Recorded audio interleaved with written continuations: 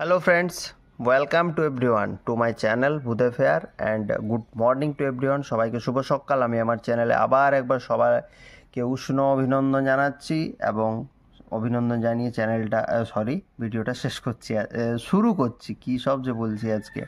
তাহলে শিশুকেন্দ্রিক শিখন পরিচালনার দক্ষতা, মাঝখানে দুটো আমার একটা বন্ধুর রিকোয়েস্টে পর্যবেক্ষণ করার বিকাশের দক্ষতা এবং আই থিঙ্ক একটা অন্য একটা ভিডিও ঢুকে গেছে ওই কৃতকলার সংযোগ সাধনের দক্ষতা, সেগুলো বাদ দিলে আমি কিন্তু সিকোয়েন্সেই চলছি। যে সিকোয়েন্স আমি মেনটেন করছিলাম আমাদের খাদ্য চ্যাপ্টার থেকে, আজকে আমরা এই যে শিশুকেন্দ্রিক শিখন পরিচালনার দক্ষতা আলোচনা করছি, এটা আলোচনা করে আমরা এরপর আলোচনা করব শিক্ষার্থীকে প্রশ্ন করতে উৎসাহী করার দক্ষতা। তাহলে ক্লাস 3 ইভিএসের খাদ্য চ্যাপ্টার থেকে আমাদের 5টা স্কিল আলোচনা করা কমপ্লিট হবে। ঠিক আছে, তো আর কথা না বাড়ি সোজা শুরু করব। দেখো এদিকে প্রশিক্ষণ কেন্দ্রের নাম, শ্রেণী, শিক্ষার্থী সংখ্যা, শিক্ষার্থী শিক্ষকের নাম, মেয়ে হলে শিক্ষার্থী শিক্ষিকার নাম, ক্রমিক নাম্বার, সময়, তারিখ, এগুলো মনে হয় যতগুলো প্ল্যান তৈরি করেছি প্রত্যেকটাতেই বারবার বলেছি, আর আমি এটা বলছি না। রাইট হ্যান্ড সাইড আমাদের পরিবেশ, একক, খাদ্য, উপএকক, আমি জাস্ট একবার গো থ্রু করে নেব।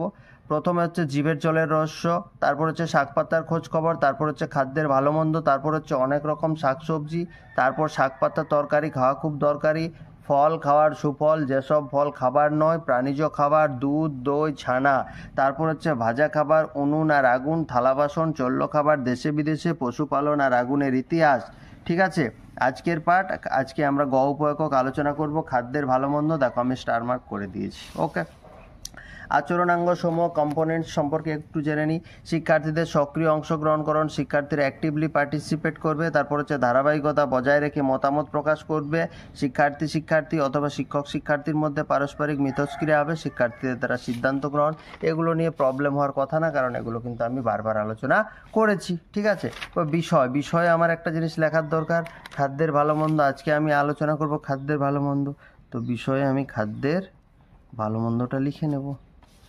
খাদ্যের ভালো মন্দ, ঠিক আছে।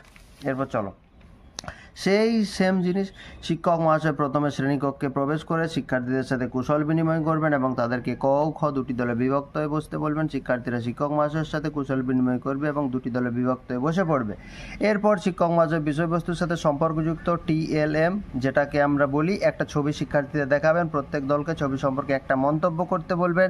শিক্ষার্থীরা মনোযোগ সহকারে ছবিটা দেখবে, মন্তব্য করবে। ক দল বলছে স্যার অনেক খাবারের ছবি দেখতে পাচ্ছি, খ দলও বলছে স্যার আমরাও বিভিন্ন খাবারের ছবি দেখতে পাচ্ছি। দেখো খাবার ছাড়া ছবিতে আর যদি কোনো ছবি না থাকে তাহলে ক দল যেটা বলবে বাধ্য হয়ে খ দলকেও সেটাই বলতে হবে, মিথ্যে কথা তো বলতে পারবে না। তাহলে এখানে ধারাবাহিকতা বজায় রেখে মতামত প্রকাশ হয়ে গেল। এরপর শিক্ষক মহাশয় আজকের বিষয়বস্তুটি শিক্ষার্থীদের সামনে যথাযথভাবে উপস্থাপন করবেন। শিক্ষার্থীরা মনোযোগ সহকারে শুনবা, শিক্ষার্থীদের সক্রিয় অংশগ্রহণ করেন, অ্যাক্টিভ পার্টিসিপেশন হয়ে গেল। এরপর শিক্ষক মহাশয় নির্দেশ দেবেন যে ক দল খ দলকে প্রশ্ন করবে, খ দল উত্তর দেবে, খ দল ক দলকে প্রশ্ন করবে, ক দল উত্তর দেবে। তাহলে শিক্ষক মহাশয়ের নির্দেশ অনুযায়ী দুই দল একে অপরকে প্রশ্ন করবে এবং উত্তর দেবে।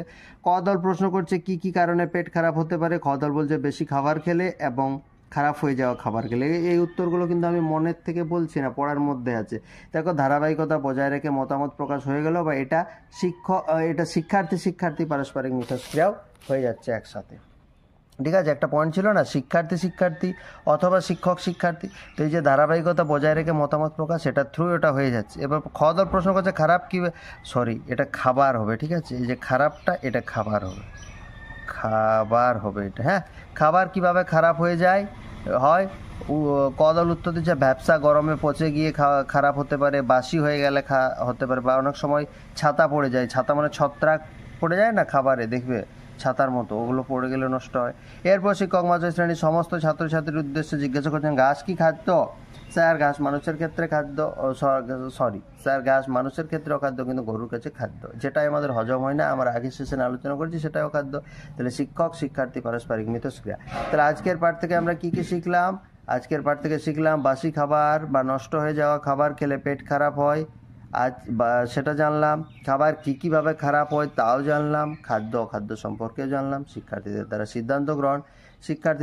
সিদ্ধান্ত গ্রহণ মানে আলটিমেটলি ফাইনাল, যেটা আমি শিখতে পারলাম। ঠিক আছে, আশা করি বোঝাতে পারলাম। কারো কোনো প্রবলেম থাকলে অবশ্যই কমেন্টে জানাবে। Thank you, have a good day. পরের ভিডিওতে আবার দেখা হচ্ছে। Thank you.